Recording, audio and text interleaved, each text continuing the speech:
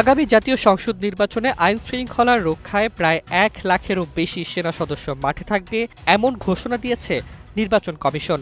নতুন সংশোধিত আইনে সশস্ত্র বাহিনীকে আইন শৃঙ্খলা বাহিনীর আওতায় অন্তর্ভুক্ত করায় এবার তাদের উপস্থিতি থাকবে পুলিশের সমান্তরালে। ফলে ভোটের দিন সশস্ত্র বাহিনী মোতায়েনের জন্য আর আলাদা নির্দেশনার প্রয়োজন হবে না।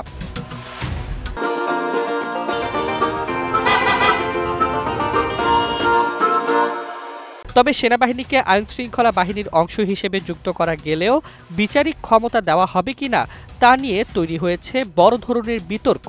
গত সপ্তাহে নির্বাচন কমিশনের সঙ্গে আইন শৃঙ্খলা বাহিনীর ঊর্ধ্বতন কর্মকর্তাদের বৈঠকে সেনাবাহিনীর পক্ষ থেকে নির্বাচনী সময়ও ম্যাজিস্ট্রেসি পাওয়ার বহাল রাখার দাবির কথা জানানো হয়। অতীতে জাতীয় নির্বাচনে সেনা সদস্যরা দায়িত্ব পালন করলেও তাদের হাতে বিচারিক ক্ষমতা ছিল না।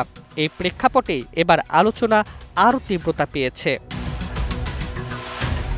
ইসি বলছে, সংজ্ঞায়িতভাবে সশস্ত্র বাহিনী এখন আইন শৃঙ্খলা রক্ষাকারী বাহিনীর অন্তর্ভুক্ত হলেও বিচারিক ক্ষমতা প্রদান তাদের এখতিয়ারে নয়। নির্বাচনকালীন দায়িত্ব কেবল in aid to civil power এর আওতাতেই সীমাবদ্ধ থাকবে, অর্থাৎ স্থানীয় বেসামরিক প্রশাসনকে সহায়তা দেওয়া পর্যন্তই সেনাবাহিনীর ভূমিকা নির্ধারিত।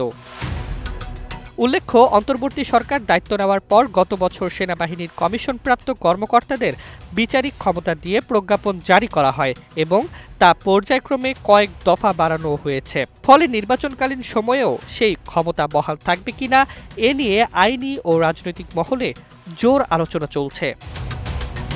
বিশ্লেষকদের মতে, বিচারিক ক্ষমতা পেলে সেনাবাহিনীর উপস্থিতি নির্বাচনের শৃঙ্খলা বজায় রাখতে সহায়ক হতে পারে। তবে সমালোচকদের আশঙ্কা, এতে ভোটের পরিবেশ অতি সমীকরণ এর ঝুঁকিতে পড়তে পারে। সব মিলিয়ে আসন্ন নির্বাচন ঘিরে সেনাবাহিনীর এই বাড়তি ক্ষমতা এখন জনমতের নতুন কেন্দ্রবিন্দু।